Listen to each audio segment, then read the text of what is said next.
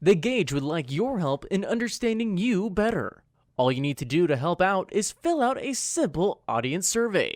Just go to bit.ly/Gauge survey and fill out the short survey in helping the Gauge improve your listening experience. That's bit.ly/Gauge survey, or you can find a link to the survey at thegaugepodcast.com. This episode of the podcast is brought to you by Manscaped. Guys, Manscaped, the Lawnmower 3.0. The only thing I wish I could have done in my whole life is try the first and second version of this trimmer. Why? Because I wanted to see how much better this one was than what they created before. I will tell you, they sent me this exact Lawnmower 3.0 right here. I took it to town, guys. I did what they said. I mowed the lawn. It was a pleasurable experience, to say the least. I know we have a lot of ladies out there. I know we've got female followers, a good number of you. Guys, get the Lawnmower 3.0 for your man, for your cowboy, for the men in your life. Everybody wants a clean undercarriage. Everyone wants clean shaved. I know, this is a weird topic, right?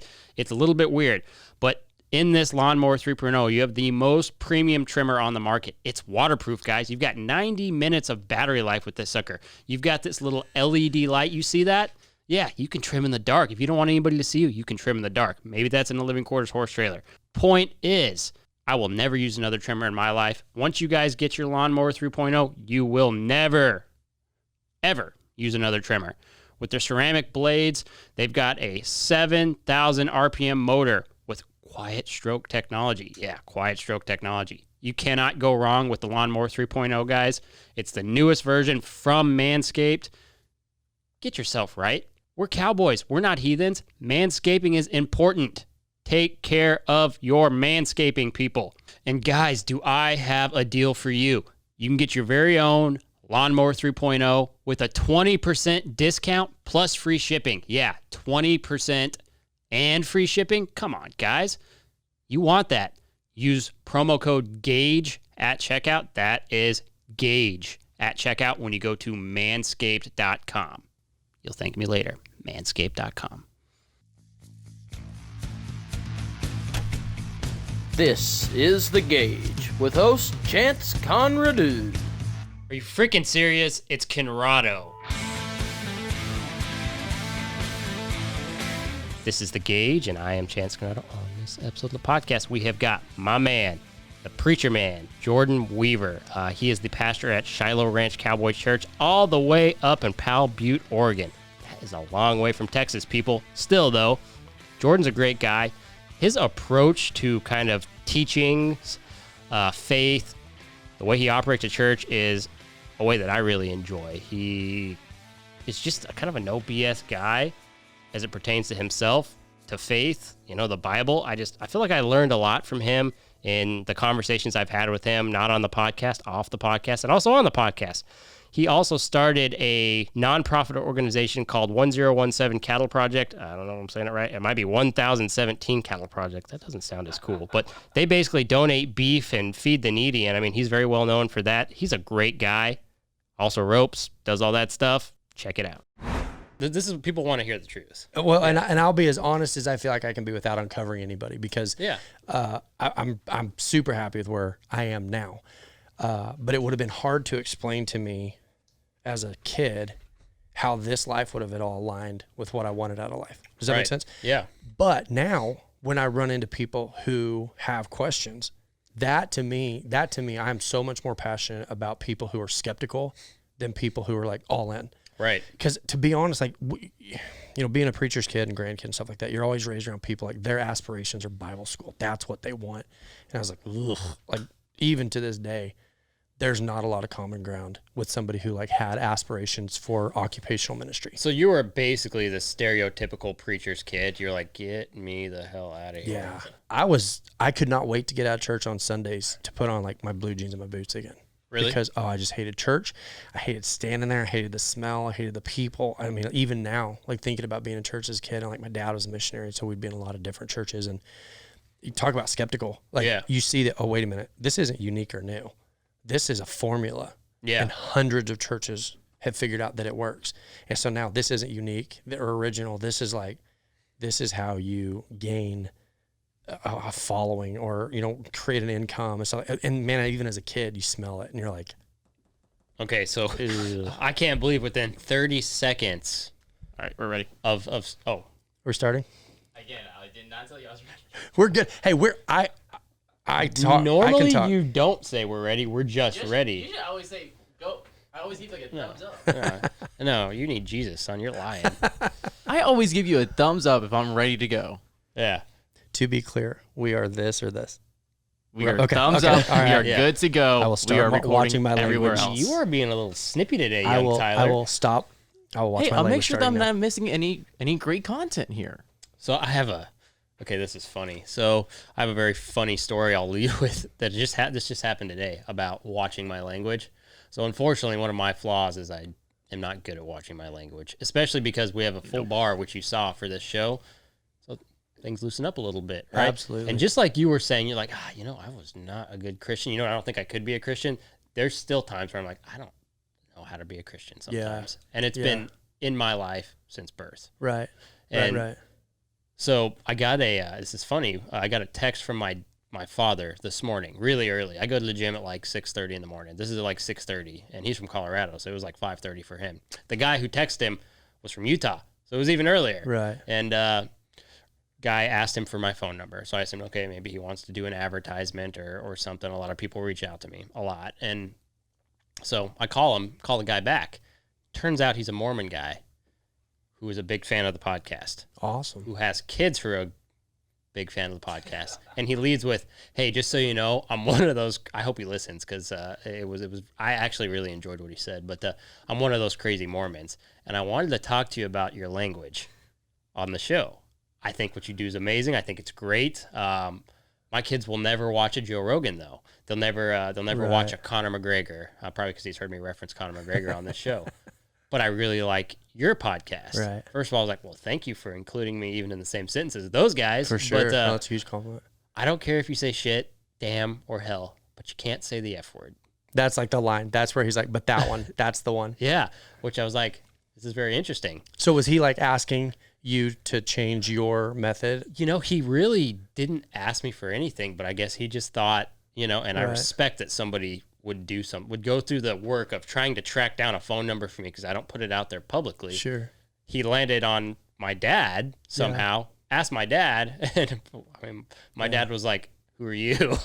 Those are always fun conversations when it's a number you don't know and it's like, hey, I got a hold of you through your parent. You're like, oh, okay. Yeah, this is going to be some my level. brain went to 100 places, but normally I assume somebody's like, hey, I'd like to come on your show, or hey, I'd like to advertise with you. So as a preacher's kid, and tell me if this makes sense, because if not, I'll say it a different way. But like as a preacher's kid, you develop a cynicism, right? Because you're raised in it, and you see what is maybe something that makes sense, and then other parts that don't make sense. And there was so much about it, as a kid that didn't make sense that I still even to this day I can't quite piece together how it got to be a formula. And you'd hear people who are like, "That's the word that I can't hear. I'm so offended by that word." Like, first of all, God doesn't speak English. So what is a swear word? And that in and of itself is kind of, you can go down the rabbit trail on like, does like an angel's wings fall off when that word is spoken, or is it something that is, but really what we're saying is it's a discipline. Yeah. That, and in my mind, if that's what we're saying is like, there's a discipline to not use certain words. I mean, I get it, but what about when you say something completely negative about somebody, or you speak something that is hurtful to somebody, be like, but I didn't say a swear word. In my life, I started swearing literally when I was 3 years old. Yeah. And I'm not great about it now. I'm better. I am better. But it was just so funny to me, the distinction that people will go, well, it's not okay to say these specific words, even in joking, even as a joke, even as like a sentence enhancer. No. Right. But it's okay to say like, this person is an evil, rotten, terrible human. Like, wait. I mean. Yeah, let me ask you a question, because this is one thing I do, and I shudder at the idea of putting this publicly, but I have done lots of, and again, this is what I warned you about. It's like, phew, we're heading to left field. Because it just prompted something for me, because you're like, these words didn't even exist back in ancient Judaism. Right. They don't even exist in the Hebrew language. Maybe they do now, but they sure didn't back then. They didn't exist in Aramaic. Right. They didn't. Right. But how much history have you studied of the ancient religions? A little. Yeah. I mean, I wanted to, I make an effort and listen, there's so much I don't know. Especially like the Catholic Church, for instance? There's so much I don't know, but when I do find something I don't understand, I enjoy pursuing it. So it just kind of depends on which rabbit trail, I guess. Yeah, and I will say one thing that's interesting and why I'm really excited about this conversation, because you are a preacher, but it's like you're so like me with your views on things, which is something I like. Like I had Anthony Lucia from the Live with Lucia show on yesterday, and him and I are like comedic brothers. It works great. Yeah. And if somebody is like feels similar about things, like the skepticism that you have, and if you don't, then you're almost like a sheep, right? And not like a good sheep, not like a follow Jesus flock sheep. No, like an actual sheep. There's like a general lack of curiosity. Yeah, general lack of curiosity with a book like the Bible that's so old, that's went through so many different hands. This word has went through so many hands. And that's actually one thing that, like, if you get in an argument with an atheist, one of the arguments you use is 67 languages, all the different authors, all the different books, all these things, right? Right. That's an argument for it. But it's interesting if you kind of go through history and you think about how uneducated people were. Right. About how this group, the Catholic Church, came in and took full control of the proverbial word of God and used it as a tool for how long? And amassed this wealth. Like, for me, that's one of the hard things I had always dealt with is like the Catholic Church, and this is a hard thing. This is just what I have always thought. It's like, God, I mean, this is the scary thing about the Word of God is they had full control of that. Sure. When 90% of the population couldn't read or write. Right. And used it as a tool to amass wealth. This is, okay, I'm going to get comfortable. In 1740 in South Carolina, they passed a law, and they said the slaves are getting too powerful. Right. And if we're going to keep them subservient, there were certain rules that they passed to make sure that they didn't start to come together. Right. Because when they came together, it posed a risk to the whole business. They said forced labor. That was obviously the one we all know about. But they would destroy the family unit. The family unit had to be broken apart. Dad's shipped off here, mom's shipped off here. They didn't want a family unit to develop because the bonds and how empowering a family unit is. Right. And the third thing was they wanted to make sure that education was illegal. Because if there was an education, then they could start to think for themselves. And they viewed those things as vital to the cause of keeping people broken, right? And when you look at, and I want to be very careful because Augustine said some variation of this. There's an argument as to whether or not he said it exactly like this, but St. Augustine said something along the lines of, the church is a whore, but she's my mom. Yeah. And it's like, what I understand that to mean is like, it gets it wrong a lot. Sure. But at the same time, Jesus put such a value on it. And so there is, in my mind, there's this balance of trying to get it right. So I want to be careful that it doesn't come across like I'm just a church hater. It's not. Sure.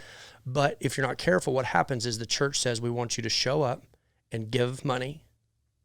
Well, that's just forced labor, because if you can't clarify what someone's getting from that process, then it's like you have no leverage. You're unleveraged. You have nothing that you can get out of this. We just want you to be present and to give.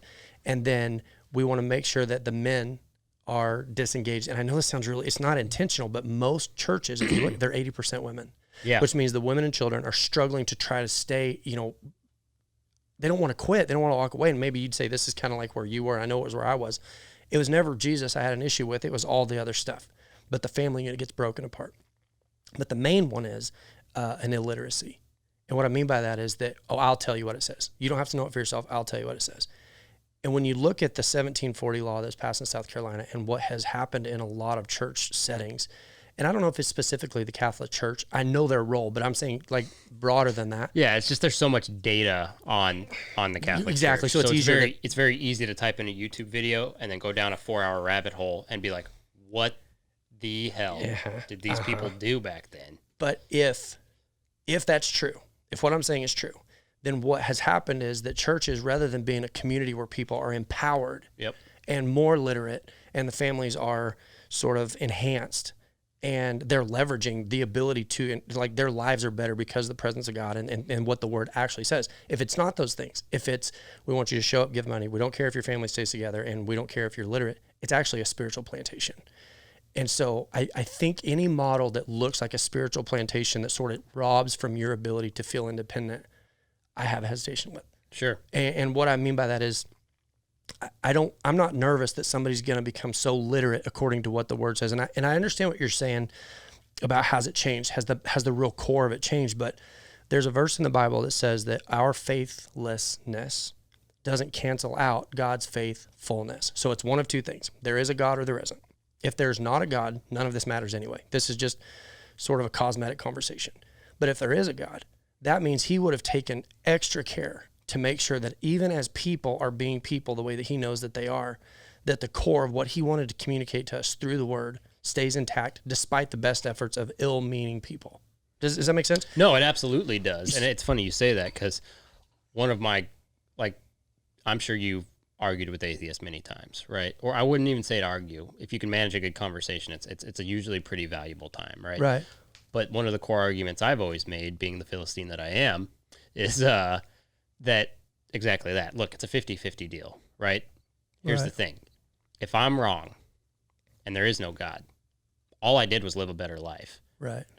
Doesn't matter. There's a name for that. What's the name of that? That's called a... I don't know what the name is. You've heard it though. Yes. Like That's where I got it from. Yeah. Yeah, I can't remember. There's a name for that, and it makes sense of like, at very worst, what have I risked? At very worst, what have I risked besides being a better person and a faith that drove me? What did you do? Let's say I'm right, and you decide to live your life accordingly, right? As if there is no God. You're screwed. Yeah, man, you want to see this, like, this luggage just completely unpacked. Here it goes. In my mind anyway. Yeah. Maybe I'm not very smart, but to me, this is where it blows open. Is atheists in my mind are some of the most honest people. I love conversations with atheists because most of them are not atheists. They're just saying, I just don't believe the facade. Right. I look at it and have more questions than answers. And so atheist is almost like the title that people will hold on to reserve a spot to go, I'll still have the conversation. Actually, it's usually atheists that are more willing to ask questions. Yeah. Church people a lot of times don't ask questions. They have statements. They speak with periods, not question marks. They do, yeah. And most of them are so set in one way of believing, whether that be right or wrong, that they won't even entertain the conversation, which is exactly against the word of God. This is David Hume. He's an author, and I don't know a whole lot about him, but he said it's hard to derive an ought from an is, that everybody can observe what is. It's hard. Wisdom is being able to derive the correct ought from what is. And that based on what is, it's not obvious exactly what course to take. And I think when people study religion, one of the things that they say is that we all agree that people have a value, that chance has a value, and I have a value, and we don't like how religion, increases this person's value or decreases this person's value. But if God didn't exist, then people don't have value. It's just nature. Yep. Nature is just nature. And like, there's a lady that was observing nature to prove that nature is pure and that people are evil. And she said she made it as far as watching a praying mantis chewing the head off of another bug. And she's like, well, nature's not really by virtue more pure than people. Actually, it is the presence of this concept of God that like urges us towards a rule of better. Does that make sense? I know that's kind of a wordy, but the people who would say like religion creates evil in people, honestly, to some degree, I sort of agree, but it at least agrees that people have a value that God says that people have. Right. Without God, take God completely out of the equation. It's just nature and everybody's trying to survive. Yeah. Yeah. Which kind of takes a lot of the fun out of living if you're, Yeah. If there's no value and no point. Because then there's no purpose. Yeah. Well, and if you go back far enough, the first miracle that Jesus ever performed was he turned water into wine. That was his first miracle in his ministry. And that's one of the things I hear a lot is like, well, we know the earth is old. What do you do with what the Bible says? And that the fact that the earth is so old, we know that the earth is old. And then you look at Jesus' first ministry was water into wine. To make good wine, one of the necessary ingredients to making the best wine is what? Age. Yeah. So that means that Jesus created something old in an instant. That the combination of those two things means that it's kind of almost a wink in my mind. I'm not saying that this is how it happens, but it opens my mind to new questions that says, how do we know that God didn't create something old in an instant? And now we're studying what is, trying to figure out how old the planet is. And he goes, well, I made it millions of years old when I created it. Yeah. Well, now that opens the door. So like, well, regardless, I guess, of what we settle on, I just like the new questions. I do, and one thing that's never wavered for me is a belief in God and a faith in Jesus, because I've experienced it directly on my life and the effects that it has, and true grace in my life. So never will anybody convince me there's not a God and that Jesus wasn't here and exactly who he said he was. Things that I am willing to look at is that the concept of time as it relates to the Bible is not the concept of time that we have now. Yeah. Isn't that fun to think about though? Like, no, it's awesome to think about, because if you get to have a conversation with a high level person who understands science and is propagating the idea of evolution, right? There's a lot of freaking science to back that up. Yeah. Like if you're just looking at things X's and O's, like, wow, this is an overwhelming amount of science for someone who's not very smart like me. Sure. For sure. I get to those moments quickly. Yeah, same. But the idea that God's time would be relative to what man has made time to be. Right. Who's to say that 7 days wasn't 7 billion years? I'm just like, it's just interesting to think. Examining it is fun. Just examining it. And I almost think that people who are declared atheists almost have more freedom because they're just trying to go where their questions lead them. And I wish as people that we could get that kind of freedom that says just exactly what you said. Like, I had an experience that I can't deny. I cannot deny my experience with Jesus. Other than that, I'm just trying to figure it out. I would love the freedom. I wish people had that. But isn't that what's great is that the one thing that Jesus says is that we need to believe in him. Yeah. So maybe does the how, when, and the why really matter to us right now? Matthew 9:34 is my favorite verse in the Bible. Jesus looks at somebody who is desperate for a miracle for his own son. And I can't imagine. I've got kids. Do you have kids? I do. So, I mean, that hits different when it's your kids, right? Yep. And Jesus says, do you believe? Now, like any good hypocrite, I would go, yeah, for sure, totally. I definitely do. Right. But his answer was, I want to believe. I'm convinced that what you're saying is right. However, I'm dealing with my own shortcomings. So he says as honest as he can say it to Jesus, I want to believe, but help my unbelief. That level of honesty to me is, it's only cool because of how Jesus answered it. Jesus goes, yeah, I can live with that. Yeah. The honesty that goes, I want to believe more than I do, but I struggle. And so if you can help me with that, there's freedom in that, rather than like, no, I'm not even going to ask questions because I'm afraid if I ask questions, what has more faith? The person who's willing to ask questions or the person who's afraid that the questions might lead him away? Well, I mean, obviously it's the first. But, I think. And the reason is, God, people are going to be so mad. But because people, they want to die on that cross, that there's only one answer and one way to be. And I guess I shouldn't say it like that. But if right now God walked into this room and said, hey, just so you know, the tool I used that's referenced in Genesis was not the 7 working days that you guys created, but it was this whole elaborate scheme, which is actually the science you study right now. Yeah. We'd be like, wow, that's brilliant. Yeah, awesome. Cool, that changes nothing for me. Yeah. That's my view on it. Yeah, exactly. And I think there's freedom in saying I'm interested in it. Yeah. But I don't care. It's not going to be the thing that somehow derails me. That's the whole point. Is I don't think that the method matters as much as the destination. Right. To me, like if we all end in the same place, right? Huh.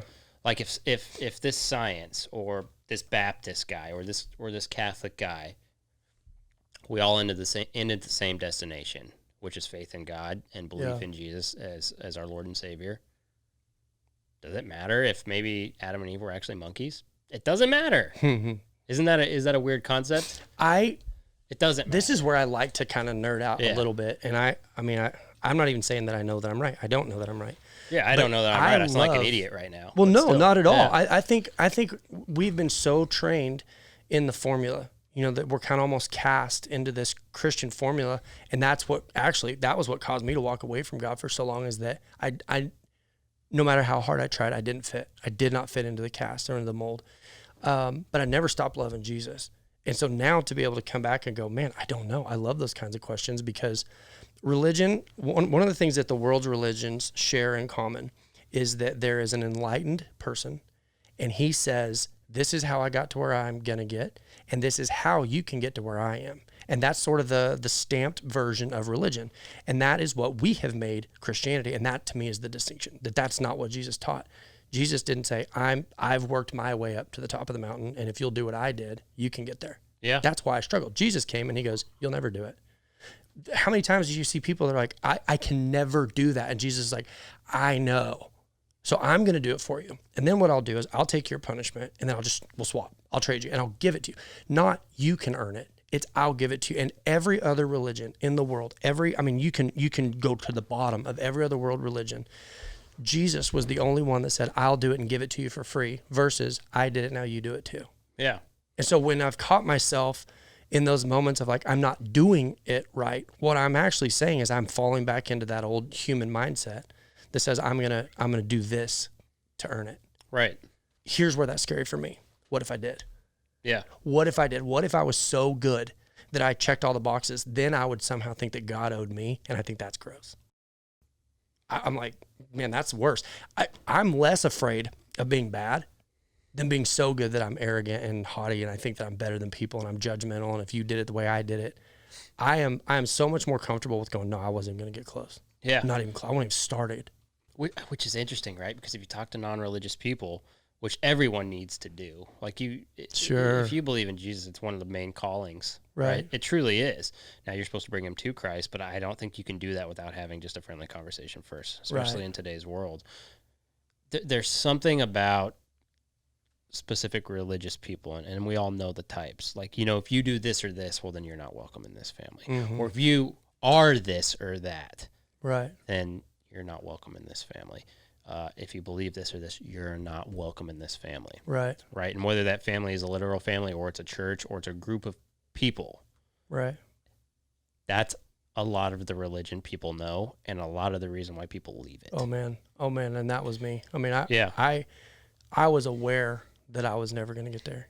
I knew in advance that try as I may, I'll never be what they said I had to be. And so that caused me to give up. I mean, that was, throughout life and whether it's philosophy or psychology or religion or Christianity or whatever it is, everybody agrees that the process of life is a series of death and resurrection. And we hear that and we hear the cross, but I'm saying, like, separate of that, like if you're going to get in shape, you have to first accept there's going to be a death of your old habits. There's going to be a death of your old patterns. There's going to be a death so that this new healthy version can emerge. Right. And so I had to get to a place where I full on looked straight into my failure and I said, I know that I'll never climb the ladder. I know that I won't. That's not going to be an option. And I think that, like what you and I had talked about, like before we came on, was like, that I had to accept that was the death. And the resurrection was, then that means either there's got to be another way or I'm already screwed. Yeah, no, absolutely. And that's what rings so true to me is like I've said, you could put a gun to my head and I'm not going to give up my faith in God. Right. Well, okay. So the word faith, we say faith a lot, but we don't understand it. I would say most people don't understand it. Faith is not blind. Right. Faith is persuasion. Like if I pointed a gun at your head and I said, do you believe that you have 5 fingers? You're like, I guess you can shoot me, but I can't make myself believe different. It's not like I'm doing an act. It's not a verb. It's almost like I've settled on something that I am persuaded that Jesus is who he said he was. Yeah. So I guess whatever punishment I have to go through in that process, but persuasion is almost not something that you choose. Persuasion is something that you settle on. And that's, to me, that was where I finally got to, thank God, was I'm persuaded that Jesus loved me. Man, that's hard. That's hard to forget. Because like I would stomp around like, well, I'm never going to, all the stuff that you do. But like when I settled on that Jesus loved me in my failure, not in my performance, it just didn't make sense to run from him anymor. Like logically, it just was like. When did that happen for you? Like exactly.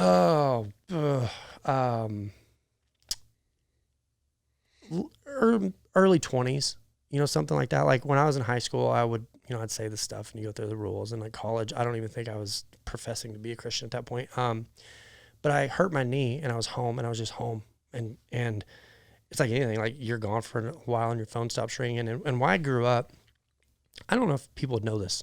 Maybe they would, but when I was 15, my little brother got killed in a car accident. My dad had just started a church. My mom had a job and my brother was going to college.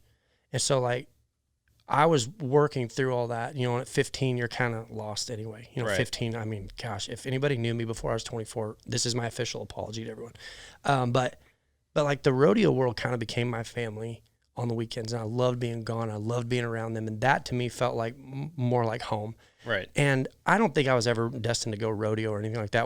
It wasn't that I loved it and I loved being around it more because of the security and the comfort that I kind of got from being out there. But when I hurt my knee, I was gone and I was lonely. Like it sounds crazy, but I was like, I was by myself and I was home and I was rehabbing my knee. And I felt like God was kind of pursuing me, and I was like, no, God, don't worry, I won't put you through that again. You know, that, like the whole like I'm so virtuous. Don't worry, God, I'm not going to be a Christian because I've already made all these promises. And this was the prayer. This was it. Ready? This is how spiritual I am. I said, I'm not going to quit doing this. I'm not going to quit doing this. I mean, I had the whole list of things that I tried to quit to be a good Christian, right? I said, I'm not going to quit doing any of those things. And not because I don't want to. It's because I mean, how many times am I going to lie to you, Yeah. But what I will do is I'll spend time with you. You will have a portion of my day dedicated to you every single day. And I guess, honestly, that's literally all I have to offer. I don't have these giant successes that I can walk in and go, you're lucky, you got me. Like I'm team God, lucky you. I was literally like, I was a failure at almost everything I'd really tried. And I didn't get any sense from God at all in that was disappointing to him.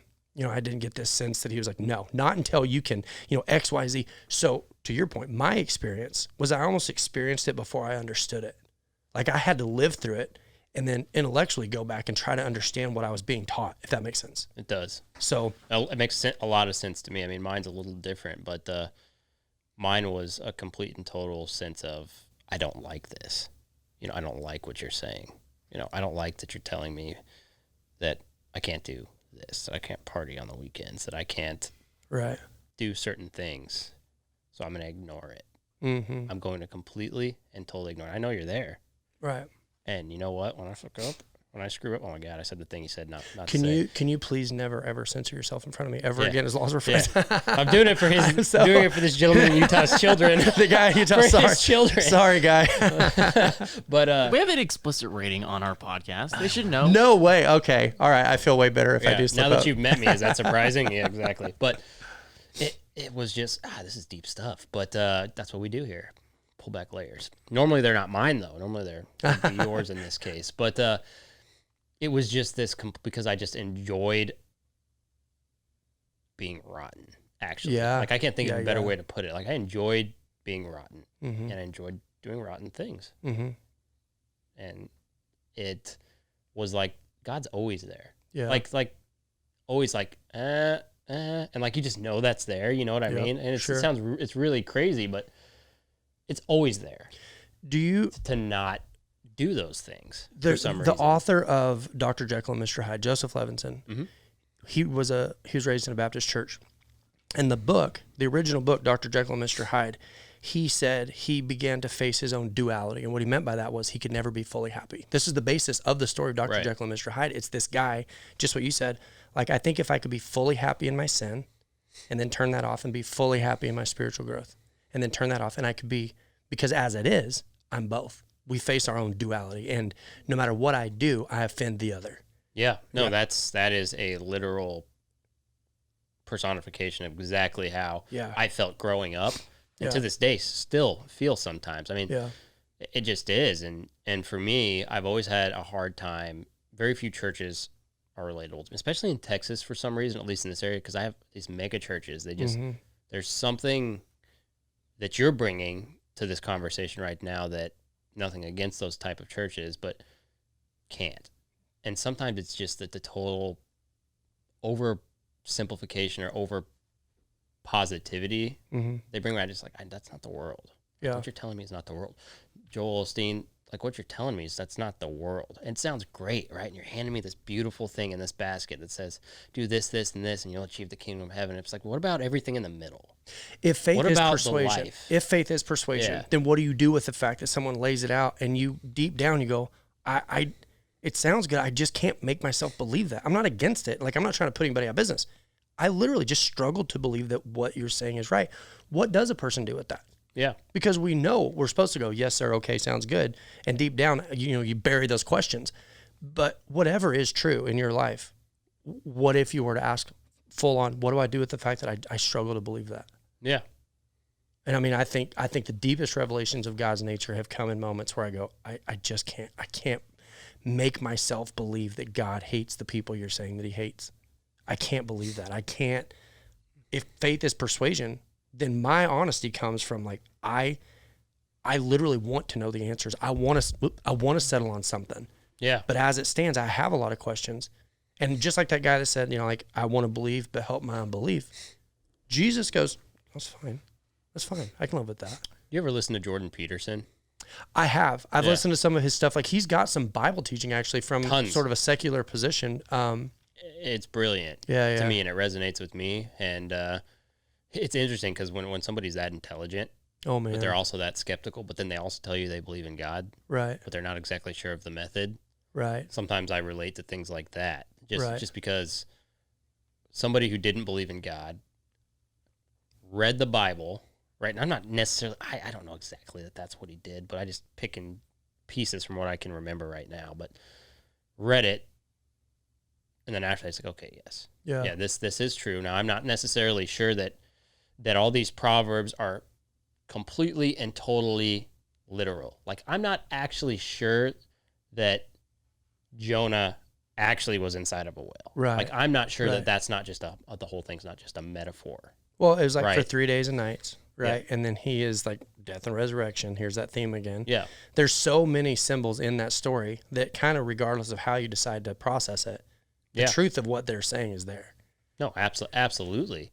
And that's okay to me, right? Like, and again, like I tell you, I jump all the way around because I can't remember half the things that I consume, and I remember half of what I do consume, and they come out in not that order. But it's just so interesting, right? Because let's say that everything that everybody preaches is so, this gets super philosophical just because I have a really well-educated preacher, even though he says he's a dumbass, which I like, because I know I am, but you're not. And I promise you I am. But you're very wise, which is great. I think you have to be wise to be a good preacher, probably. I think I'm just curious. I swear to you, I don't have a curiosity is a window to wisdom. I mean, Walt. Maybe Emerson said that. Probably not. Right. See, I made that up. I like it. Yeah. Oh, dang, I could put that on a shirt. We could put that on a shirt. What is it? Curiosity is the window to wisdom? Yeah. Interesting. I like that. Type that into Google and see if I made that up. Because if I did, we are putting it on a shirt. If no one said that, that's a chance. Yeah, that would be great. Oh, God, I need Sorry, I didn't mean to distract you. I got on my own squirrel chase there. No, exactly. Well, that's why the show works. But if no one's ever said it, I'm not seeing anything that says someone said it before you. What?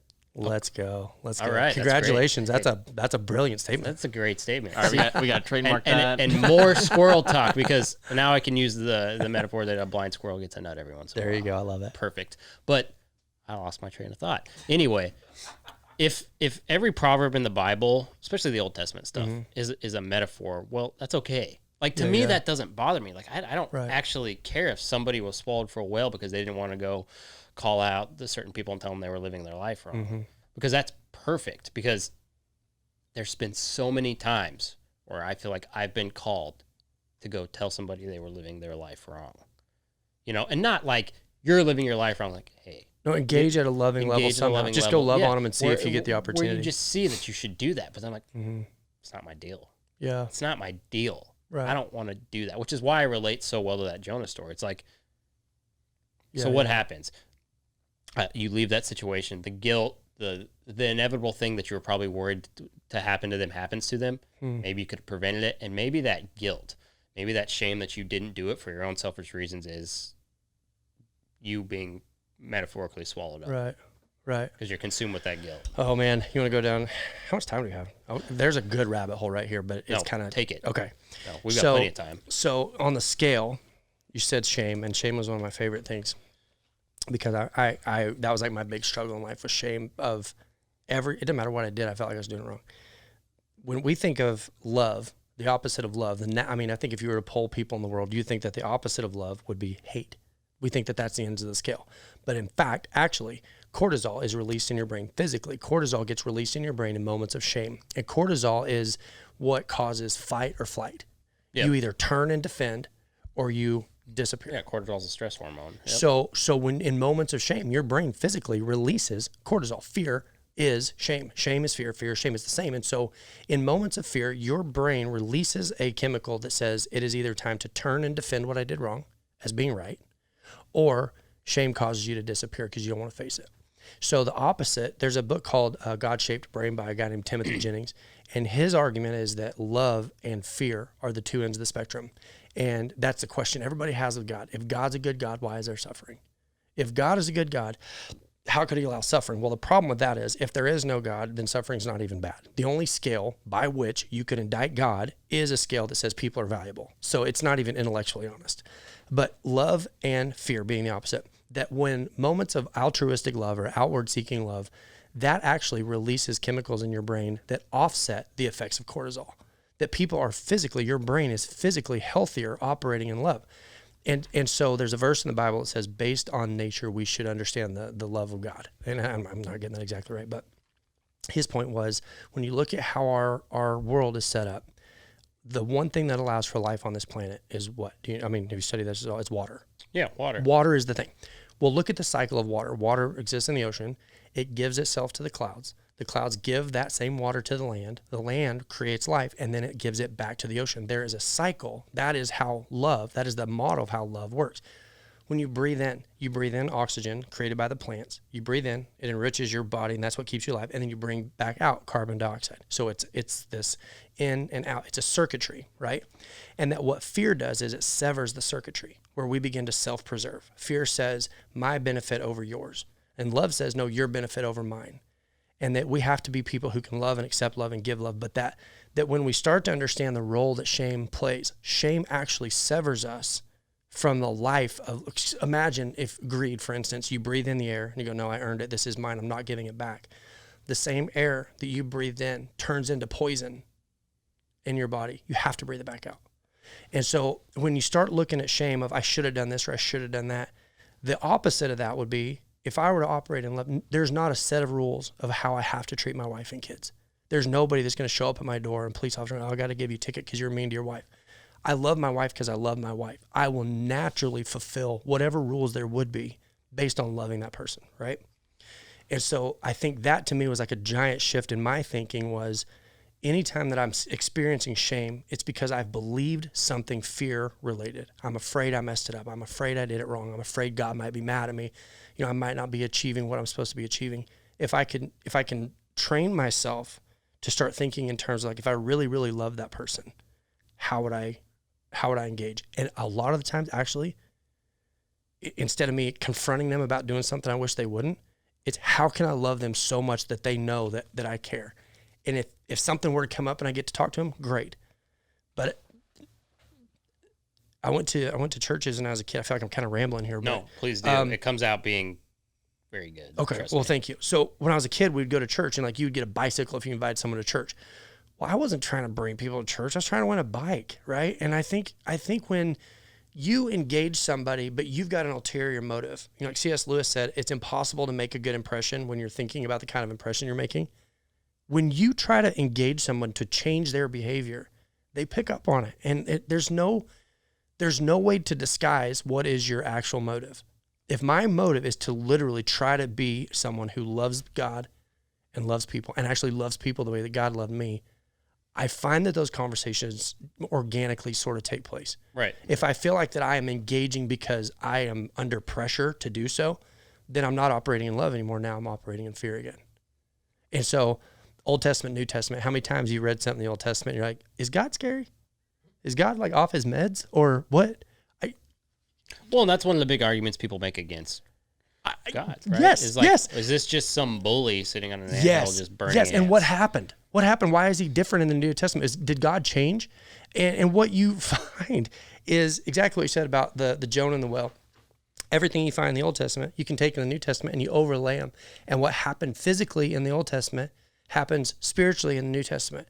Once you know that, think about like Ty. If Ty had been bit by a snake and you're the pilot and you've got the anti-venom and there's a runway, and the runway was the children of Israel. Because if the children of Israel were to have disappeared off the planet, all of the prophecies about who Jesus was would have disappeared. So God has an obligation, a need to preserve the lineage that would intellectually defend who Jesus was. Because if he was just born to a Gentile nation apart from the promises and all the prophecies, what he said and what he did would have disappeared and we would have never even heard of him. So God is preserving a nation of Israel that would be the precursor so that Jesus, the anti-venom in a sense, could land. So he was constantly clearing the runway. So when you read stuff in the Old Testament where God is clearing the runway, it's an act of preservation. And that's why the minute Jesus gets here, he's landed. He's here. Like like everything that needed to happen that would offset the damage that sin was going to cause. Jesus is saying like, no, now the flow has changed. The Old Testament was preserving the children of Israel to verify who Jesus would be. Instantly in the New Testament, now it's changing. God's inviting people in, the children and the Gentiles. And when you realize that, everything is this circuitry. The Old Testament with the sacrifices, we're like, ooh, it makes everybody uncomfortable. Yeah. Well, sin is what it is. It should make us uncomfortable. That's the depth and the level that Jesus went to save us. However, man, I feel like I'm just full on ADD right now. When he would talk about sacrifices, it makes us uncomfortable. But what was he saying? He was saying sever the circuitry of life in that animal. Yeah. The love of that's what a heart does. A heart circulates through circuitry in our body to keep us alive. And he says, when you sever that, what is the result? Death. And that's what sin did, is it severed the circuitry of love between God and us. And that's what Jesus came to restore, was that sin was no longer fatal because of what Jesus did. Once you start getting to that point, the invite people to church for a bicycle is kind of like, how did it get to that? If all of what I'm saying is there and it's in the Word, that to me is so much more engaging and purposeful and like that than some of the distractions that you kind of see in a traditional church model. Yeah. And I don't say that to be critical. I'm just saying like, hey, let's not get distracted with the formula. There is so much good stuff if we look for it, if we are curious, if we want to know, because wisdom is, or what do you say? Curiosity is the window to wisdom. So. Yeah. Yeah. No, that was. I'm going to start using that.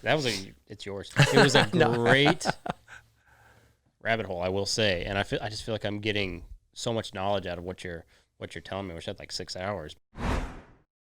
Guys, Manscaped, the Lawnmower 3.0. The only thing I wish I could have done in my whole life is try the first and second version of this trimmer. Why? Because I wanted to see how much better this one was than what they created before.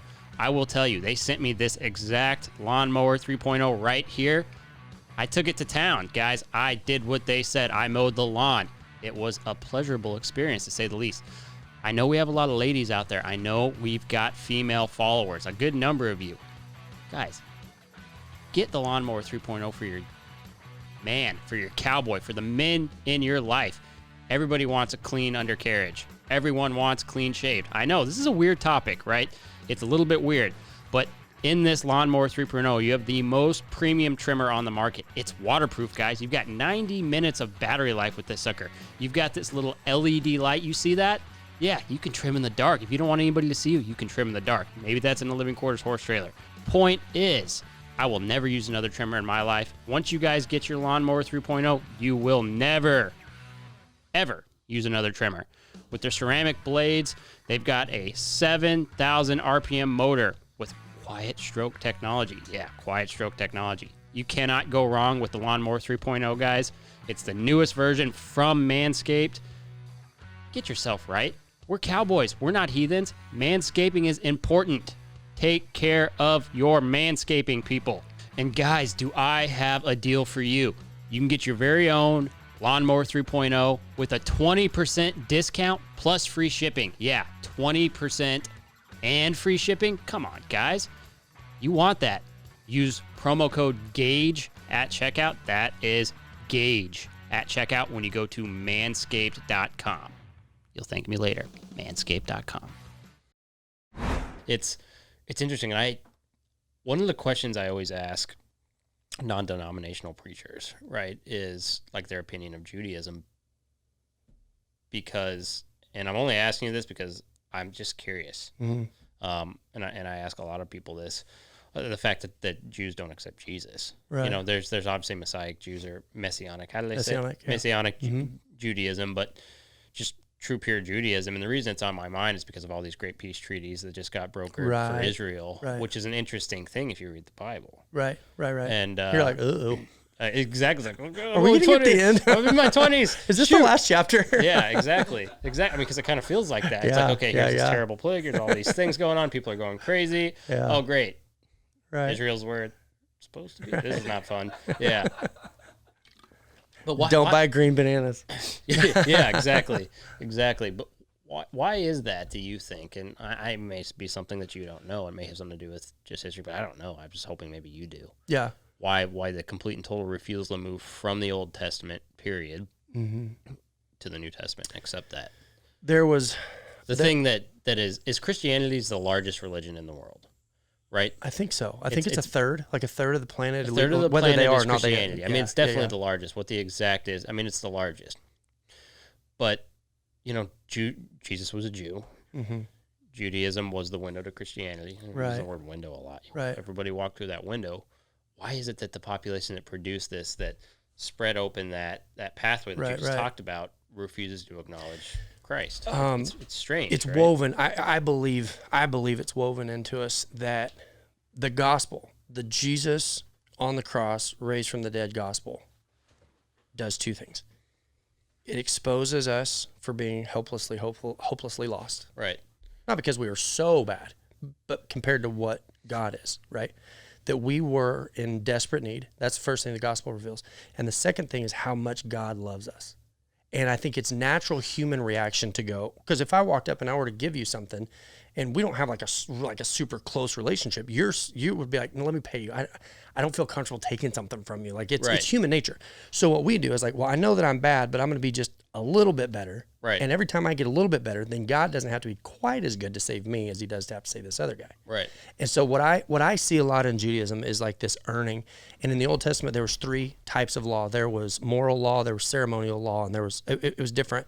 And some of those were specific for the day, and some of them were like the 10 Commandments, the moral law type things. And so I think it's human nature to go, well, I'm going to try to be a little bit better so God doesn't have to quite be as good. But again, in my opinion, I could be completely wrong. I think it really undervalues how far God had to go to be able to call me on a God scale good. Because what religion does is it says, well, all I've got to be doing is winning the race. God's going to take a certain percentage of us, and as long as I'm in the top percentage, then he's got to take me. Well, then it gives me something to work on, and I can earn it, and then I feel good about myself, and it's that superiority, but it's actually fear-driven.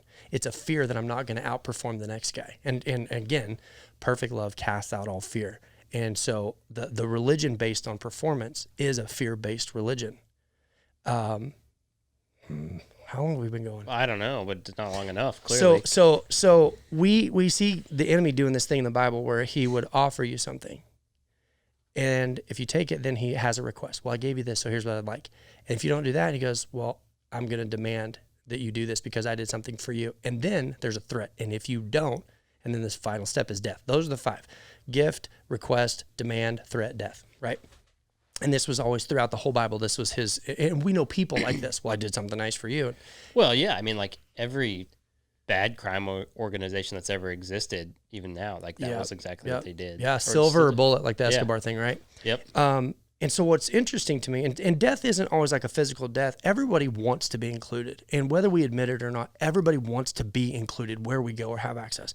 Sometimes the death is like, you're going to be cut out or you're not going to be invited. Like what you said, you do it this way or you're out. Yep. You're not going to be in our group. And then we go, wait a minute. How many times have we been told that God gave us his son? Here's what he wants. And you better do it. You better do it because if not, then it's eternal and then death, which is hell. And you're like, oh my gosh, wait a minute. If we're not careful, we have now assigned the personality or the approach of the enemy to God.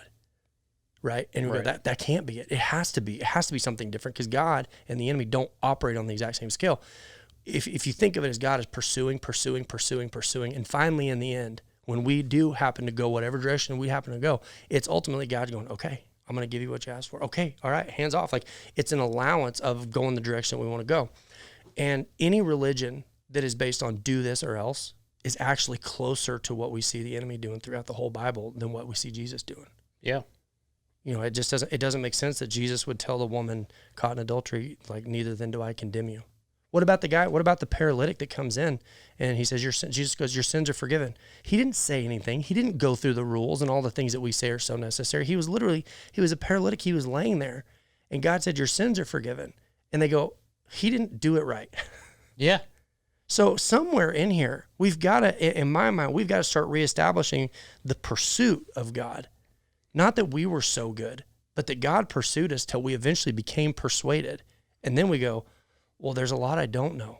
I mean, I'm told that God's supposed to hate people like me, or I'm told that God doesn't like people like me, or I'm told that it's this, but I'm somehow persuaded that it just seems like Jesus loves me. And if that's the case, then start there. Start with that and kind of start trying to work it out. Yeah, I mean, you say that, and you're hitting on one of the most fundamental issues that people outside of the traditional church have with church people. I mean, the Westboro Baptist types come to mind. Man. It's like that's as far as from what my opinion of Jesus is as I've ever seen. Yeah. Yeah. No, absolutely. And I think, like I said, it's human nature. I mean, sometimes we want to attach ourselves to God and then put words in God's mouth because we somehow benefit. I mean, it's human nature. We're not back to the Dr. Jekyll, Mr. Hyde. There is a duality. We do struggle with being a little bit of both sides. Yeah. And so I think that in my mind, it's a decision that says, do you know anything about our cattle project? I don't, and I want to give you time to talk about it. It's a 1017. If somebody wants to Google it, we buy steers, rope them, give them away. Yeah. We're at like 130,000 pounds of hamburger. Yeah. Can I shout out some people real quick? Do it. Shout out anybody when you we want. started, Except for that guy in the corner. He's yawning. My buddy Nick Polera. I will not shout out Nick Polera with Polera Performance Horses, who's out here hanging out with me. I won't do it. But when we started, we saw that the community had a felt need. Like our food banks had no protein. And we had roping steers. And so we buy roping steers and we put on ropings and jackpots and events. And as they get bigger, they become less valuable, which is crazy because the beef market, you'd think it'd be the opposite. But as they get bigger, or they drag, or they have a busted horn, or whatever the case may be, we then donate that to after-school programs, food banks, women's shelters, anything that gives food, we provide. And since that, there's been other programs that have started since. Ty Bean started one in Hobbs, New Mexico. My uncle started one in Montgomery. There's one in Stephenville, I think, now that just started. And we're constantly sending business models to these people going, this is how we did it, do it however you want. Yep. But the idea is there's a felt need. And if you don't address someone's felt need, how can you have any sort of rapport that says, we think maybe that we can help you also over here if you're interested? Yeah. Because if somebody goes, I'm hungry, and you go, well, do you know why you're hungry? Like that, what a douche move. Right. Like that's not engaging. That's just judgmental.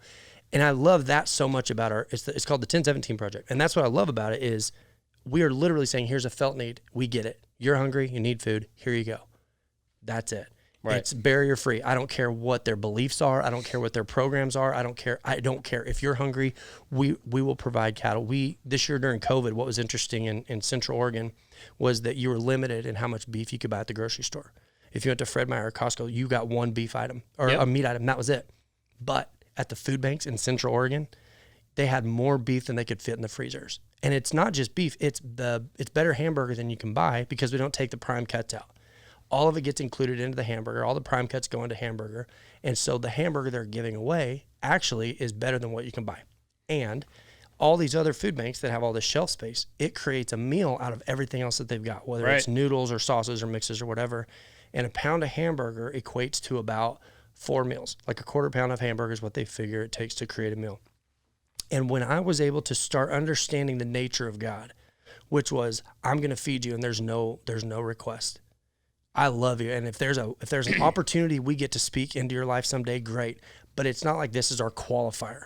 We're not going to give you food as long as, because then that goes back to what I was saying about the threat. Because Jesus literally did exactly that.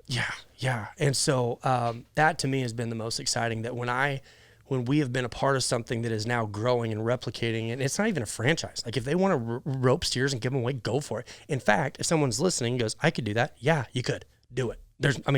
We'll help however. But when you start loving people without an agenda, it is crazy how more opportunities come on the heels of that than we're going to create a program, but you have to come to our church and listen to our speech.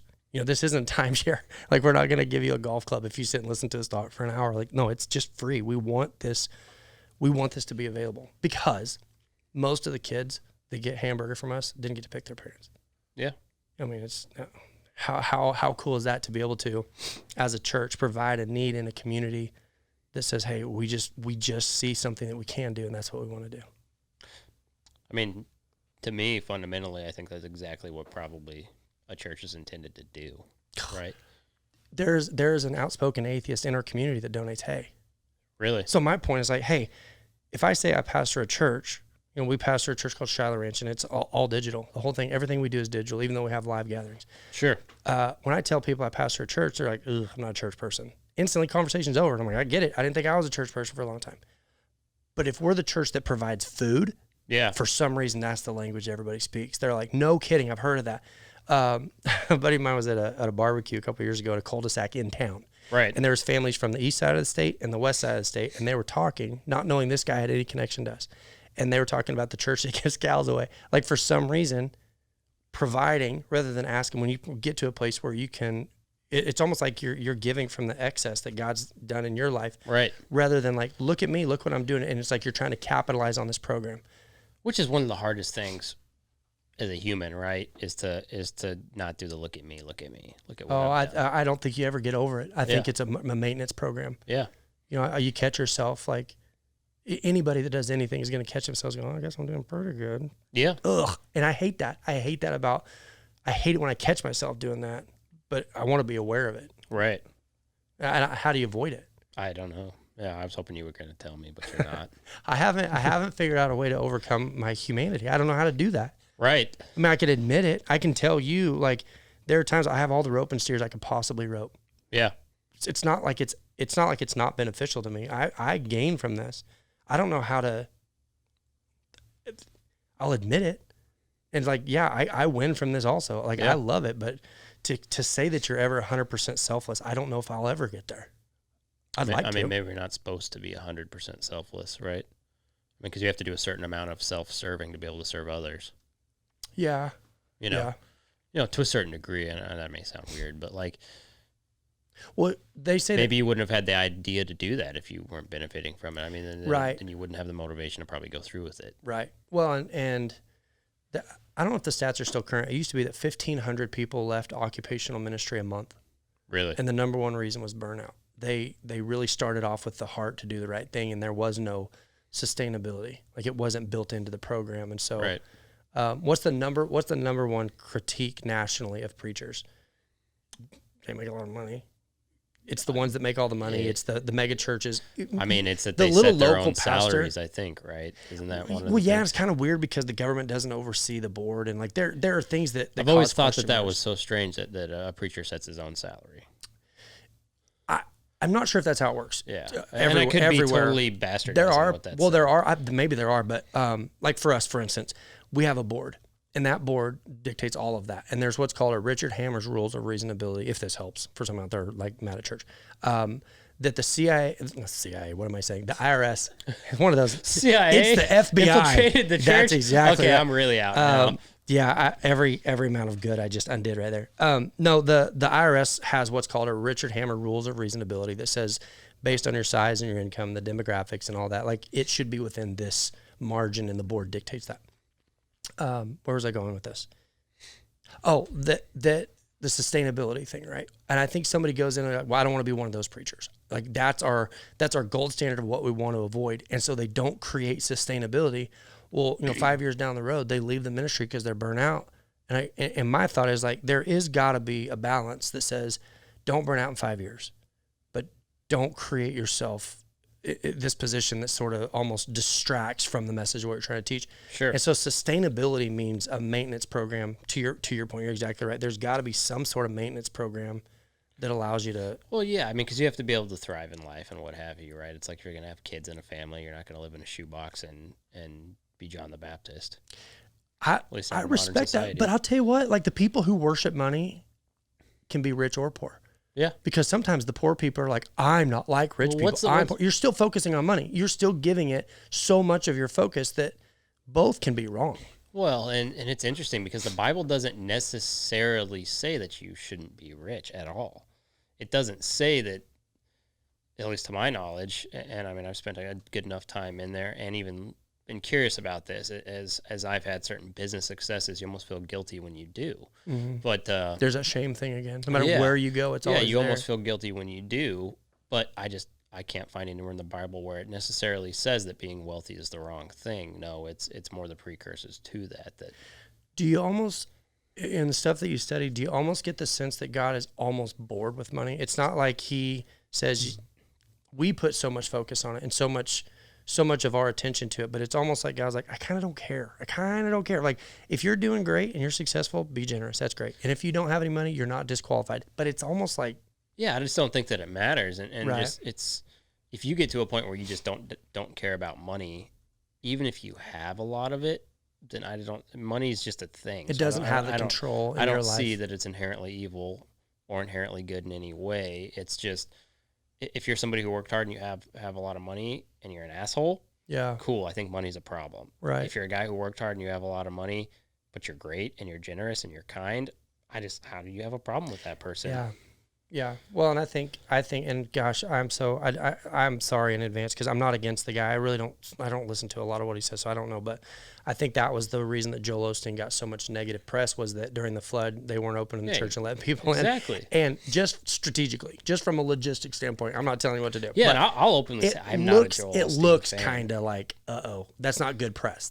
It looks like that could have been maybe handled differently. And I don't know all the details, so maybe it was. I don't know. Well, and people are always going to be mad at him because he sells things and he has lots of vacation homes. But my actual issue with Joel Osteen has nothing to do with any of his worldly things. Right. It's more the twisting and the changing of the actual word of God itself. Yeah. That's the problem I've got. Totally. I don't care if you have a Bentley.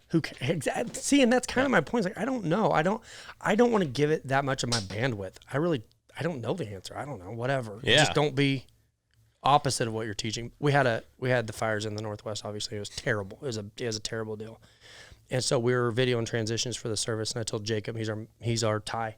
I said, hey, just real quick, let's just shoot something that's like, hey, if you need a place to put some animals, if you need a place to go with stuff. Yeah. Because like I said, in the back of my mind, I'm like, the Joel Osteen, like keeping the doors locked, not letting people in. I was like, I don't want to do that, and I'm not saying I got this one right at all, but I just like, hey, if you need a place to put animals, if you need a place to lay over, whatever, like make yourself at home here. We've got the 1017 project home right there's those pins and stuff everywhere, and so we just shot like a real quick, like, hey, this sucks, but if there's anything we can do to help.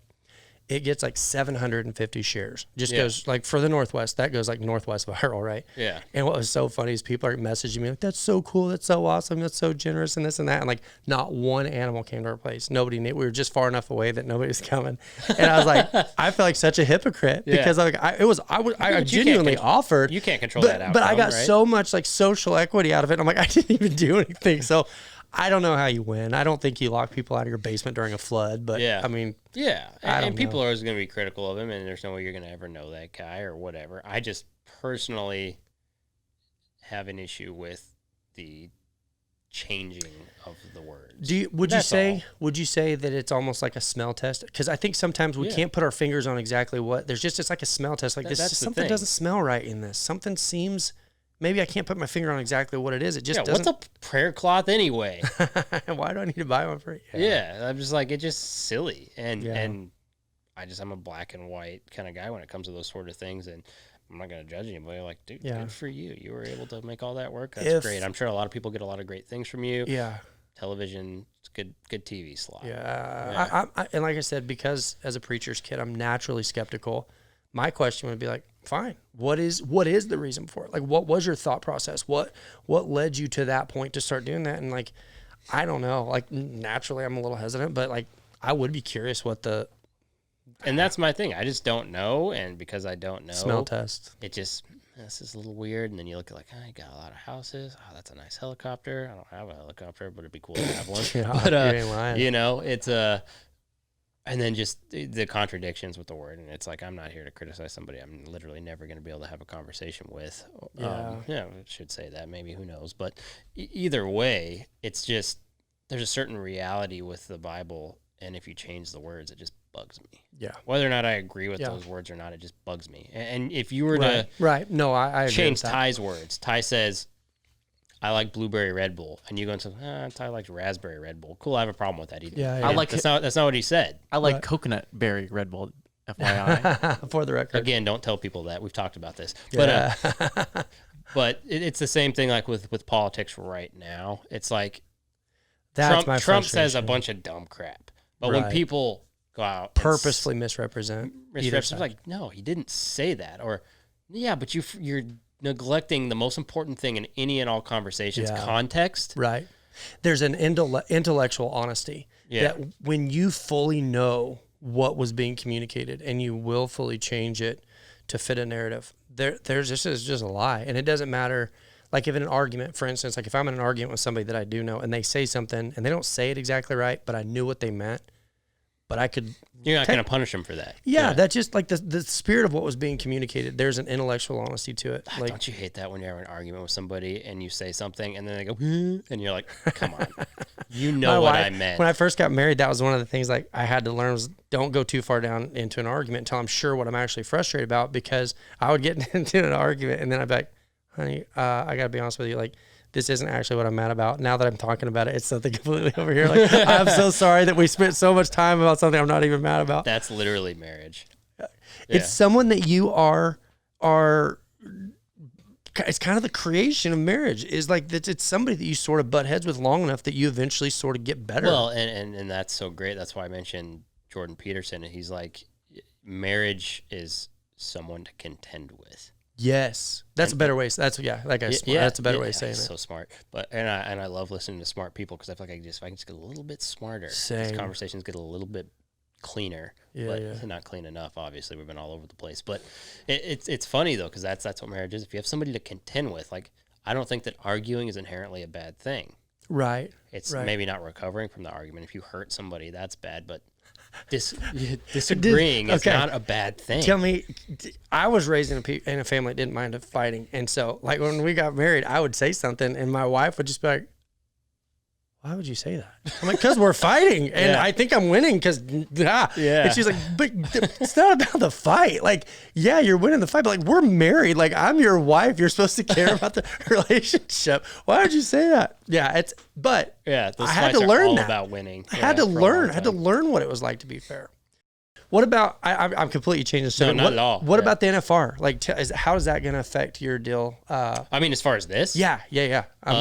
So we're like 15 minutes from there. It's great. I don't have to go stay in Vegas for 10 days. I don't have to be in a casino with all the smoke. And, I like the NFR, but Vegas is great for like a weekend. But God, if you go to the NFR from day 1 to day like 10, everybody's just leaving, just whipped and beaten. Yeah. Do you wish it would stay here? Like permanently? Yeah. No. You think Vegas is like you can't top Vegas. Yeah. No. And my number one concern with pro rodeo is the benefit for the competitors. Mm-hmm. Vegas is the place. Do you think it's too convenient? Do you think that doing it here is going to cause Vegas to kind of increase what they do? It's going to have to, because Vegas has a contract that expires within the next half decade, with the PRCA and what have you. And what this has done, good, bad, or indifferent, is the PRCA has some additional leverage that they can use to negotiate a new contract with Vegas. Yeah, but Governor Abbott said that they want this long term, which why shouldn't they? Texas should. But logistically, if you spent any time at the NFR in Vegas, it's a well-oiled machine. Yeah. Cowboy Christmas is here and Thomas and Max here. And you've got $125 average a night rooms and everything you could want, all the food. It's great. It's been there for how long? Like, this is going to be interesting. Right. It's going to be historical, and it's going to be awesome. But it'll be that one time. The Coliseum is there in downtown Fort Worth, where Cowboy Christmas is going to be. A bunch of stuff's going to be going over at the stockyards, and then we got at Alvarado. We're running the facility for my dad, and we got the junior NFR. We're going to be like the stall package, plug-in package. They're going to have some jackpots and stuff out there, and so Alvarado place is nice. Auxiliary, thank you. It's. Yeah, we'll have that conversation later. I guess it's going to be awesome. I think we'll see at the end of the year kind of how it goes. That was our agreement with the 1017 project, is that we would come in and see if there was a way to create a better business model, and we'll see. I don't know, conversation for a different day, but it creates a great opportunity having it here that maybe you wouldn't have otherwise had. But that's like for the first year where we're trying to get a business model up and running, and I apologize to all the one-day events that we eliminated. If anybody listens, we just wiped out all the one-day events. We're going just to strictly 2 or 3 day events. But I'm saying auxiliary, but there's another word. Like, the NFR is obviously the hub, but it's crazy to me to see what a benefit it is, and the cutting. I mean, I haven't heard anybody talking about that, but like, the cutting is going on right there. Yeah, I mean, this is going to be Rogers, which is why nothing's going on there. The place to be. I mean, and so that would be like my shout out would be like, for people that want to come in and have like a home that week and like plug in and have a safe spot to put their horses, covered stalls, plug-ins, things like that. There's so many places like that. Ours being one. 1017 Arena. But it is going to be interesting. People that maybe haven't ever been out there, they're like, well, I'm on the East Coast, but I can bring my horses and go to Texas and go to jackpots and get to be sort of in the... I mean, it's going to be really interesting when it gets here to see exactly how many people come in. But for the contestants, like, most of them are from Texas. It's super convenient. Right. But and other things have followed suit, right? Now the PBR World Finals are going to be at AT&T Stadium. You know, the WCRI Women's Final. I mean, there's going to be so much crap going on from about this point through the end of the year in Texas. It's great. Yeah. You know, the only thing that I would hope is that that Texas does what Florida did and just open up the state. See if you can pack that stadium. Don't you just have this moment where you're like, okay, that is like the crack. You had to have a crack. But what Florida did of like, we're done. We're not doing this anymore. Open it up. Like my brother's going to kill me because he's very, very left leaning. But if the cure, if the vaccine has a 99.997 success rate, wouldn't we call that a cure? Yeah. And that's what the original virus was. Yeah. I mean, so like, it's kind of like, let's just, yeah, I mean, okay, if you're you sick and both, you want to stay home, I have no problem with that. You and I both know, and Ty, who is also left-leaning, know that if this virus would have happened in any other year besides an election year, this outcome would have been totally different. For sure. It's a brilliant political tool for the opposition. And I wouldn't even say the opposition, but let's say that Obama was still in office. Do you think that the Republican Party wouldn't use COVID against him in his It's a election great year superiority stick because you're Yeah. like, don't you care about people? And like, no, you obviously do. You obviously yes. But both sides are getting to use it as like, don't you care about people? And like, Oh, they truly are. Don't you care about the small businesses and the restaurant owners and the bar owners? Don't you care about the old ladies? right. Everybody has the virtue on both sides. And so and I'm not even saying I'm right, but I would love to see it open up. Like you said, let's just open it up and see what would happen in that stadium. It's possible. I mean, who knows what happens after the November election? I mean, who knows? They could open it up. Who's going to win the election? Oh God, that no one knows the answer to that question. I mean, it depends on which poll you look at, right? You listen to Rush Limbaugh and it's like 6-1 Trump's going to win. You listen to CNN and it's like, you better go home now. Right. In fact, he better just let COVID kill him because he's a racist and a bigot and all these other things. Man, no, he's just an idiot on Twitter. Wild. It is wild. Just an idiot on Twitter. And you know what? I'm a very staunch Republican, and it's very obvious. And most people who come from our backgrounds, excluding Ty, are, right? Because it's just kind of how that is. And then people who come from Ty's background are going to be in his way. Right. But he will tell you he's a fiscal conservative. But which actually I think a lot of us probably are fiscal conservatives and more socially liberal. Probably that's most a modern people, person. Yeah, that is right? the middle, maybe. Yeah. Yeah, and because I think that the middle kind of shifts, kind of like a tide, right? Depending on who's in office and how old are you? I'll be 38 this month. 38, right? So it's still similar. Is that considered a millennial still? It's either 82 or 84, right? Is it 82 or 84? If it's 82, yes. If it's 84, then no. But it's 81 through 96. That's a millennial. Yeah, I mean, so I'm barely a millennial, really, technically. Same generation, you and me. Yeah, technically, right? But that would be the group of people who would say that statement. Like, I am fiscally conservative because I understand money now. I have kids. Holy shit, I want them to have a good life. But I don't really care if somebody smokes weed. Right. I don't really care if a dude marries a dude. Just don't try to marry me. Yeah. You know what I mean? I struggle with that one because I feel like occupationally there's things I'm supposed to care about, and I just can't make myself. I can't make myself care. It's different for you. I don't care. Yeah. But those are contradicting statements in the Bible, right? Which one? Well, I mean, okay, we probably shouldn't talk about. Oh, come on. Okay, unless it's that we need to be done, and I get. I mean, no, not at all. But like it's just a weird thing, right? Because it's like, it's so weird. You know, Jesus talked about greed a lot. Greed, yeah. A lot. Like he talked about greed a lot. And so if we're going to start picking on things specifically, my point is like, I don't care. I don't care what people do. And that's not because I'm endorsing it. I'm saying literally, like if Jesus does in someone's life what Jesus did in my life, those are the sorts of things that work themselves out. I don't care. Yeah. So, I mean, I feel like I'm fiscally conservative and probably more socially liberal. Yeah. By most standards. Yeah. I'm a fan of freedom. I'm a fan of like, in that regard, probably a little more libertarian of like, I don't know, figure it out. Yeah, that's where I'm at. I'm definitely a fan of free speech. Fan. I mean, right to bear arms is so important. Yeah. But at the same time, like, I don't care if you want to smoke. I mean, that's just me. I don't care if you want to smoke weed. Okay, what about this?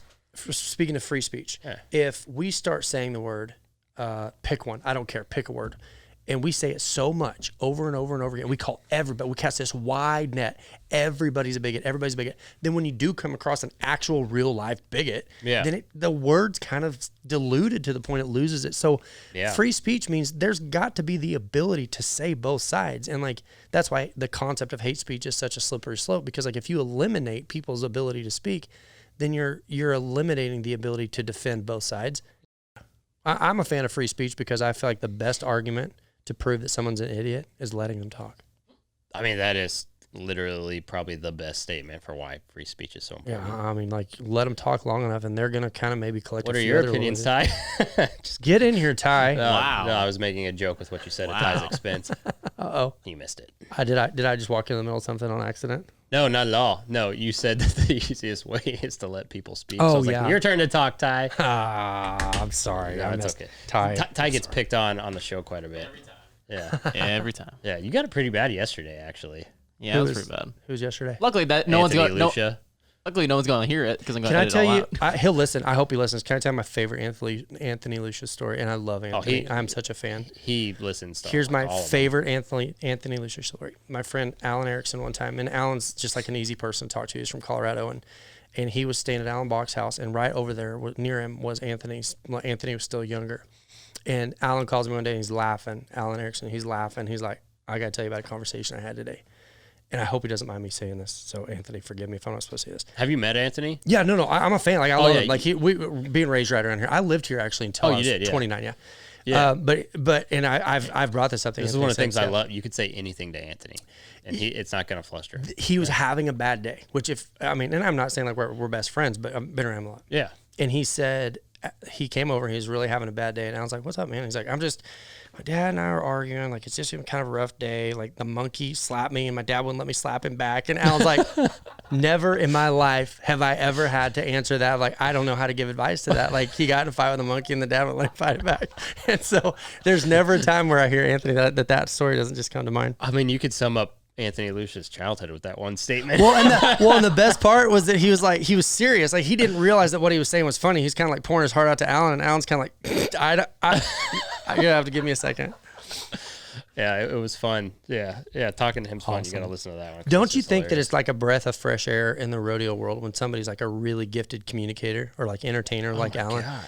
Or Like Anthony? I mean, Yeah, it's so important because of just the dry nature of rodeo. Yeah. It is so important to have good entertainment. the storytellers and the people who communicate well and they're engaging to people even from the outside looking in, and he's a treasure for that. I mean, absolutely. And there's these new age people like him and just anybody who's doing anything different that's not the same ways. Like, that's what I'm the biggest fan of. It's just fresh perspective. That's why I like you, is because your take on preaching and like it's just such a new age way to do it. Well, I low key have a dream of somehow like someday being back in the culture. Like, I don't know what that would look like, but maybe maybe like I could be like Anthony's assistant. I can carry his bags or something just to be reconnected again. Like I said, as a kid, that was my family. Like, that was my growing up. That was my culture, and I miss it. I miss getting to see people, and so I do need a new monkey. I can ride the hair off a dog. I'm in. There you go. If you're listening. Yeah, although Anthony, he'll never do anything with monkeys or shows. He doesn't even want to do trick roping anymore. That guy was hand with that stuff. Like, he had like glow in the dark pants and a rope at Fort Worth one year. He had his call. The announcement thing is his call. We're Northside. Oh, he's so he good used at to it. announce the slack. Like, that's how he got started. He would announce the slack, and like he would joke, and he was funny. And my wife is not a rodeo. Like, she's around it, but it's not like her thing at all. And She's around it through you. yeah, exactly. She loves me, so but you can't drag her to an amateur rodeo or a jackpot. Barely, it's just not her thing. But she used to love listening to Anthony announcing the slack, and like even early on, you could kind of see like that's his thing. I mean, he's gonna be Live with Lucia is a great show. Oh, yeah, awesome. And I'm very critical of rodeo entertainment. Yeah. Just because. Okay. Gosh, is this not? You've rodeoed. There are the Flint Rasmussens of the world that every night it's a different thing, and he brought the level up. But he's rare. I think if everything falls apart and this all goes south, you or me, either one, we'll call each other. If everything were to fall apart, I think a rodeo clown would be the job, because there's like the elites that are great. And talking about rodeo entertainment, there's a guy that has had the same jokes, the same act, the same thing every year for like 30 years. And he comes back to the town and they've heard the jokes and like, are you drinking? Are you driving? Are you been eating donuts? Your eyes are glazing, like that kind of stuff. And it's like, dude, how could... There's an aspect of rodeo in that regard that's got to kind of weed out the bottom a little bit, like the Anthonys, the Flints. Eventually it does, right? Yeah, I mean, eventually. No, it doesn't for some reason. This guy's been here for 30 years. Yeah, but, well, I mean. Yeah, I know. As rodeo modernizes, though, I mean, people, and there's an interesting thing, right? There's his name's Garrett Yergin. He's another announcer. I don't know if you know Garrett or not, but he makes a good point when he talks about like rodeo announcing, and he says that, you know, he's one of the first people, and he's young, you know, he's like 26. He might be a little younger than that, who grew up wanting to be a rodeo announcer. Yeah. Right. So he treats it like and if you look at bullfighting, look at how bullfighting has evolved over the last decade. Right. Right. Like there's people who are now training and growing up to be bullfighters. Right. Right. And you're going to get that specialized. With other things. Yeah. Specialized people. And you've got these things, and even like this, like it's one of those things. Like I think people at some point are probably going to aspire to do things just like this. Yeah. And just like what Anthony does, or like Garrett makes a great point that people are growing up wanting to do specialized events that is not just rope, run barrels, or ride rough stock. Yeah, and then the whole culture starts to rise, like the rising tide that raises all boats. Exactly, yeah. and that's kind of the point, and that's what my main point I try to get across is that's how we grow it. Yeah. Right. Because as you look at Hollywood as a model, it's like not everybody in Hollywood's an actor. There's a producer. There's the talk show hosts who are just as famous as the actors. They've made decades of career worth of money by being rodeo's stage guy. Rodeo's one of the oldest, but it's still like 30, 40 years behind. I always use the model, and this is like the 30,000th time I've said this, but look at the UFC, the Ultimate Fighting Championship. Whether or not you like it or not, it's a brilliant model for sport. Just like the PBR, it's the same company, but or same parent company, but that sport's so young. It's younger than the PBR, right? They 1996 is when they did the first Ultimate Fighting Championship, and now it's like in the top 5 largest sports in the entire world. Now, granted, there's just something entertaining about 2 highly trained, dangerous people beating the hell out of each other. Always has been forever. Yeah. But they used a model of growth that scaled huge, right? Now everybody is around this ecosystem making money, making great content. There's 1,000 UFC podcasts. Right. There's like 5 good rodeo podcasts. And who so else does a rodeo podcast? There's only one good rodeo podcast. Correction, one. Who else does? I appreciate that, Ty. But we pay you, so it's not. Oh, we're not mean the same thing. We give people free shout outs. No, not at all. I hated the UFC when I was in college for a year because I lived with Jake and Jim Cooper. Yeah. And it was like when the UFC was blowing up. And so like we'd watch it. It was like the Chuck Liddell days, right? And Randy Couture and all those. And so then the fight would end, and then we had to try out all the moves on each other. And like it was just like the UFC was not my favorite sport for about a year living with those guys. And it's crazy just even from like my college to right now. It's nuts. But also the show. What was the show? What was The Ultimate Fighter? Oh yeah. It wasn't just the bright lights on Saturday night. It was also like the culture of the background. The Ultimate and the stories Fighter. and it went away for a long time. Rampage tearing the door off, and like the moments were like it's behind the scenes. I've watched stuff. every single season of The Ultimate Fighter. Yeah. Yeah. Obsessed with that, or was at least when I was younger. But yeah, it'll be interesting to see how the culture of rodeo. And by the way, I would shout out any rodeo podcast. Here's the problem. And I have to be very honest, I don't listen to any of them. Yeah. I just don't have time to listen to them. And it's not, and I think we said this on the last one because someone said some mean stuff about me. And what? Did you listen? I couldn't find that. I tried listening to that one podcast. I didn't really hear anything. I just must have skipped over it. Yeah. Somebody was talking crap? Yeah, apparently. Can Clay Tryon please, and I don't know Clay real well. I really don't. But Clay said something one time on a podcast of like, we need more honesty in the rodeo world where like you'll call out the bad and the good. And like, I would love to think that when Clay Tryon is done rodeoing, that he's like, all right, I'm going to start a podcast and I'm going to tell everybody that I think is stupid. I would listen to that. Yeah. I would. I love that stuff. I love the bad guys and everything. Yeah. Like, I always vote for the bad guys and things. I know, Ty, I see the note, but you have very sloppy handwriting. Oh. You can read this. No, actually, it's really not that bad. It's probably better than mine. But yeah, it's interesting. I'm sure some of them are really good. I haven't got a chance to listen to them because I mean we make 8 of them a month, plus all the other things that we got going on. I'm very picky on what I consume. I don't drink my own Kool-Aid. I don't listen to my own shows. That's hard. Yeah. I'm with you. So it's tough. But I mean, shout out anybody who's doing great podcasts. I fully support them. You bet. I seriously. It's good. It's good for the business. If more were to come, more the merrier. Yeah, please. But I don't consume it, so I don't want to speak on them. Yeah. So I just don't have time. It's not because I don't want to listen to your podcast, because I don't have time. I don't even listen to my own. Offense. Yeah, for sure.